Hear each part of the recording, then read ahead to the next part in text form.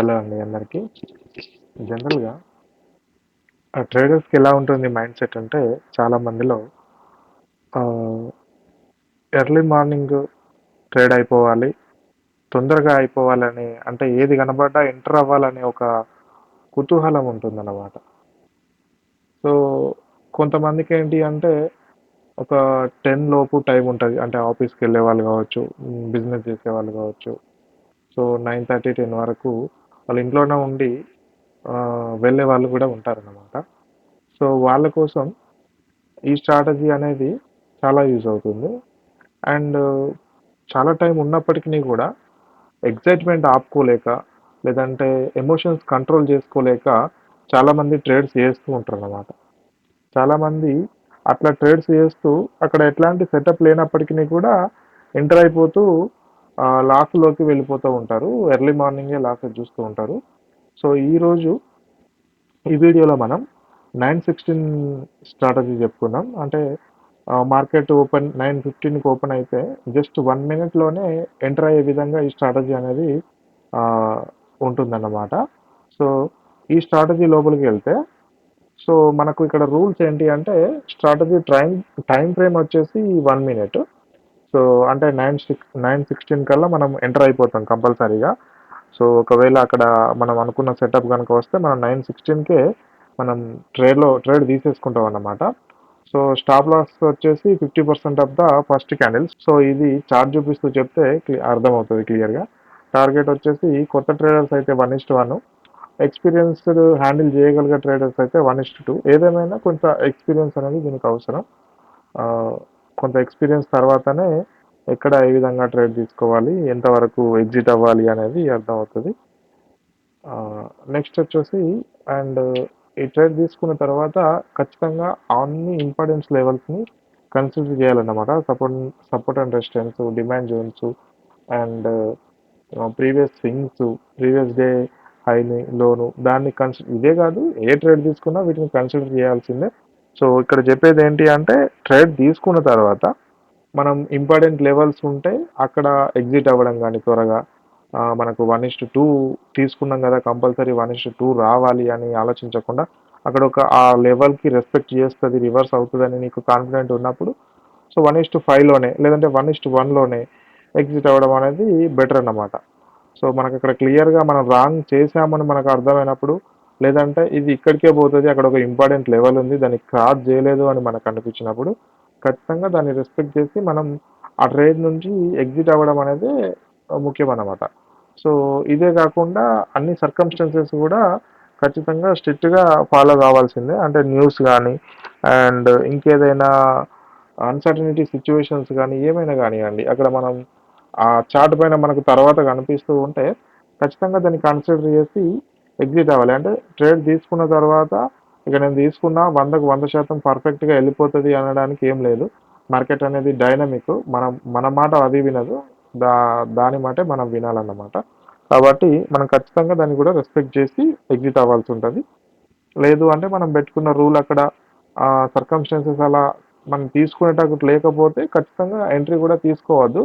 ఖచ్చితంగా దాన్ని రెస్పెక్ట్ చేయాలనేది నా ఉద్దేశ్యం అన్నమాట. ఇక మనం చార్ట్‌ని చూద్దాం ఒకసారి. సో, ఇక్కడ చూడండి. సో, ఇక్కడ ఈ ఫస్ట్ క్యాండిల్ ఏదైతే ఉందో, ఈ ఫస్ట్ క్యాండిల్ 9:15 క్యాండిల్ అన్నమాట.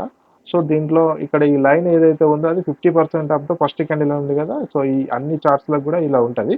సో, ఏం చేశానంటే ఫస్ట్ రూల్ ఏంటి అంటే ఇక్కడ 9:15కి మనం ఓపెన్ చేయగానే ఫస్ట్ క్యాండిల్‌కి 50%కి మనం ఇట్లా లైన్ ఏసుకోవాలన్నమాట. 50%. సో, ఆ టూల్ ఉంటది కదా! దాని ద్వారా మనం లైన్ ఏసుకోవాలి 50%. సో, ఇక్కడ విక్కులను కూడా మనం కన్సిడర్ చేయాలి. విక్ వేరే కాదు. విక్‌తో పాటు కింద విక్కు, పైన విక్కుని కన్సిడర్ చేసి 50% లైన్ ఏసుకోవాలి. సో, ఇక్కడ ఎంట్రీ రూల్ ఏంటి అంటే సెకండ్ క్యాండిల్ ఎప్పుడైతే ఇక్కడ ఉన్నటువంటి సెకండ్ క్యాండిల్ ఎప్పుడైతే ఈ 50% పైన క్లోజ్ అయిందనుకోండి మనం అంటే దాని అర్థం ఏంటి అంటే బయర్స్ అనేవాళ్ళు ఆల్రెడీ 50-50లో 50% కంటే ఎక్కువ ముందుకు తీసుకెళ్లారు కాబట్టి సో బయర్ స్ట్రెంత్ ఎక్కువ ఉంది అని అర్థం దాని అర్థం అనమాట. సో 50% కంటే తక్కువ ఉంది అంటే ఇంకా సెల్లర్స్ స్ట్రెంత్ ఉంది కాబట్టి అది 50% కూడా ఓవర్కమ్ చేయలేకపోతుంది అనేది అర్థం. సో ఇక్కడ అర్థమైంది కదా. సో కొంచెం అడ్వాన్స్డ్ అనమాట ఇది. సో యాక్చువల్గా మనం ఎలా తీసుకుంటాం, 50% అనేది మనం కాదు. ఈ క్యాండిల్ హై జనరల్గా మనం ఎలా డిస్కస్ చేస్తామంటే ఈ క్యాండిల్ హైలో క్లోజ్ అవ్వడం, క్యాండిల్ లోలో క్లోజ్ అవ్వడం, ఇది డిస్కస్ చేస్తాం. కానీ నేను ఇక్కడ ఏం చెప్తున్నా అంటే పాయింట్, సో 50% కంటే ఎక్కువ దాటలేదు అంటే దానికి స్ట్రెంగ్త్ లేదు అన్నట్టే. 50% దాటేసింది అంటే స్ట్రెంగ్త్ ఉంది అనేది. సో అడ్వాన్స్గా తీసుకుంటాం అన్నమాట ఇక్కడ. సో ఈ సెకండ్ క్యాండిల్ అనేది ఇక్కడ చూడండి 50% అనేది దాటలేదు కాబట్టి, సో ఇక్కడ మనకు ఇక్కడ ఈ సెకండ్ క్యాండిల్ క్లోజ్ అయిన తర్వాత ఇక్కడ ఎంట్రీ తీసుకోవచ్చు అనమాట. సో ఇక్కడ నుంచి ఇక్కడికి మార్కెట్ అనేది చూడండి మూవ్ అయింది. సో ఇక్కడ ఎంత మూవ్ కాలేదు కదా అని డౌట్ రావచ్చు. సో రెగ్యులర్గా మనకు అనుకున్నట్టు మూవ్స్ రావు. కాకపోతే ఈ మూవ్లకి మనకు రూల్ ఏంటంటే 1:1, 1:2 అండి. సో నువ్వు 1:1 అనుకున్నావు అనుకోండి. సో ఇక్కడ 1:1 అనేది వచ్చింది. ఇక్కడ స్టాప్ లాస్ ఏంటి అంటే ఇక్కడ నుంచి మనం తీసుకున్న దగ్గర నుంచి ఈ క్యాండిల్ ఈ 50% ఉంది కదా, ఈ లైన్ ఉంది కదా, ఇది స్టాప్ లాస్ అన్నమాట. సో ఒకవేళ 50% దగ్గరనే నీ క్యాండిల్ ఉంది అనుకోండి, ఇది టార్గెట్, ఇది ఎస్ఎల్ అన్నమాట, పైన ఉన్నది. అర్థమైంది కదా. సో ఇక్కడ క్యాండిల్ ఇక్కడ దాకా వచ్చింది, క్యాండిల్ నువ్వు బై సైడ్ తీసుకుంటున్నావు, కింద నుంచి ఇక్కడ దాకా వచ్చింది. సో బై సైడ్ తీసుకోవాలి. సో ఇక్కడ మనకు ఉంటుంది. ఒకవేళ ఇక్కడ నుంచి ఇక్కడికి వచ్చి ఇక్కడ ఆగింది, అట్లాంటప్పుడు ఏముంది, ఇక్కడ ఒక 10 పాయింట్స్ మాత్రమే ఉంటుంది కాబట్టి మనం కొంచెం పైకి జరుపుకుంటాం. సో అండ్ ఇంకొక విషయం ఏంటంటే స్టాప్ లాస్ పెట్టేటప్పుడు ప్రతిసారి కూడా ఖచ్చితంగా కొన్ని పాయింట్స్ అనేది కలుపుకొని పెట్టాలనేది రూల్ అన్నమాట. సో అది కూడా మైండ్లో పెట్టుకోండి. సో ఇక్కడ అర్థమైంది కదా. సో 50% డ్రా చేసుకుంటాం. సెకండ్ క్యాండిల్ పైన కనుక క్లోజ్ అయితే బై సైడ్ వెళ్ళిపోతాం, కింద కనుక క్లోజ్ అయితే సెల్ సైడ్ వెళ్ళిపోతాం. అండ్ టార్గెట్ వచ్చేసి 1:1 new traders, 1:2 experience traders. Experience అంటే బ్యాక్ టెస్ట్ చేసుకుంటే మీకు అర్థమైపోతుంది ఎక్కడెక్కడ మనం తప్పులు అంటే ఎప్పుడెక్కడ రాంగ్ అయ్యే ఛాన్స్ ఉంది, ఎలాంటి సర్కమ్స్టాన్సెస్లో అనేది. సో చూడండి. సో ఇది చూడండి, దీన్ని 50% డ్రా చేసినాం అన్నమాట. సో 50% డ్రా చేసిన తర్వాత, సో ఫస్ట్ సెకండ్ క్యాండిల్ చూడండి, ఇది 9:16 క్యాండిల్. సో ఇది ఈజ్ ద 9:16 స్ట్రాటజీ కదా. ఈ క్యాండిల్లో చూడండి ఈ 50%ని కిందికి రాలేదు అంటే ఇక్కడ ఇంకా బయర్ స్ట్రెంత్ ఉంది కాబట్టి ఇక్కడ సెల్లర్స్ అనే వాళ్ళు రెడ్లో క్యాండిల్ కలర్ అనేది మ్యాటర్ కాదండి, గుర్తుపెట్టుకోండి, ఎక్కడుంది అనేదే మ్యాటర్. సో ఇక్కడ సెల్లర్స్ స్ట్రెంత్ లేదు కాబట్టి వాళ్ళు కిందికి పుష్ చేయలేకపోయారు కాబట్టి ఇక్కడే ఆగింది. 50% కూడా దాంట్లేదు. జస్ట్ అది ఎంత ఇన్ఫ్లుయెన్స్ చేయగలిగింది, 10% కూడా, 10% మేబీ 10% ఇన్ఫ్లుయెన్స్ చేసి ఉంటుంది క్యాండిల్ అంతే. సో కాబట్టి ఇక్కడ ట్రేడ్ తీసుకుంటాం. ఇక్కడ తీసుకున్నప్పుడు ఏమైంది, ఇక్కడ నుంచి ఇక్కడ వరకు మనకి ఇచ్చింది అనమాట. సో నెక్స్ట్ ఇది చూడండి. సో సేమ్ సినారియో 50%ని మనకు ఇక్కడ చూడండి కిందికి కిందికి వచ్చేసింది ఆల్రెడీ. కాబట్టి ఇక్కడ కలర్ ఏదైనా కూడా కిందికి అంటే ఇది దాటితే ఇటు దాటితే సెల్ తీసుకుంటాం, ఇటు దాటితే బై తీసుకుంటాం. ఇటు దాటింది కాబట్టి సెల్ తీసేసుకున్నాం, ఇచ్చింది. సో అక్కడ 1:1.5 మేబీ వచ్చి ఉంటుంది. ఇక్కడ చూడండి ఇక్కడ 50% వేసుకున్నాం. సో సెల్లర్ సైడే ఉంది క్యాండిల్ అనేది, సెకండ్ క్యాండిల్ అది గ్రీన్ కలర్ అయినప్పటికీ కూడా అది సెల్లర్ సైడే. చూడండి కింది దాకా వచ్చేసింది ట్రేడ్. సో ఇక్కడ చూడండి 50%కి ఇక్కడ ఒక డోజీ ఫామ్ చేసింది. సో నెక్స్ట్ ఇమ్మీడియట్గా మనం ట్రేడ్ తీసేసుకుంటాం, మంచి రిటర్న్స్ అనేది ఇచ్చింది. ఇక్కడ కూడా చూడండి 50% అనేది వచ్చింది. సో సెల్ సైడే ఉంది మార్కెట్. సో రెడ్ క్యాండిల్తో ఓపెన్ అయింది, సెల్ సైడే ఉంది, అండ్ సెల్ సైడ్ మనకు కావాల్సినటువంటి ప్రాఫిట్ అయితే ఇచ్చింది. సో ఇక్కడ కూడా చూడండి, ఇక్కడ ఇందాక చెప్పినట్టు, సో ఇక్కడే ఉంది చూడండి, జస్ట్ ఒక 5 పాయింట్స్ అట్లా ఉంటుంది అంతే. అంటే 50% ఆఫ్ ద క్యాండిల్ మనం ఎస్ఎల్ అనుకున్నాం కదా, ఇది ఒక 5 నుంచి 10 పాయింట్లు ఉంటుంది కావచ్చు. 10 పాయింట్లు కూడా ఉండదు, 8 పాయింట్లు ఉంటుంది అంతే. కాబట్టి నేను ఏం చెప్పాను, ఇక్కడిది కన్సిడర్ చేయాలని చెప్పాను. సో ఇంత దగ్గర ఉన్నప్పుడు ఖచ్చితంగా కొట్టేస్తుంది కదా, కాబట్టి ఇక్కడిది కన్సిడర్ చేయాలి. సో ఇలా వెళ్ళి మళ్ళీ వచ్చేసింది అంతే. సో ఇక్కడ కూడా చూడండి, ఇక్కడ డోజీ పైకి వెళ్ళి కిందికి వచ్చింది, కానీ క్లోజింగ్ ఎక్కడ అయింది, క్లోజింగ్ మాత్రం ఇక్కడ కింది సైడే అయింది, అంటే పిఈ సైడే అయింది అనమాట, సెల్ సైడే అయింది. సో ఇచ్చేసింది.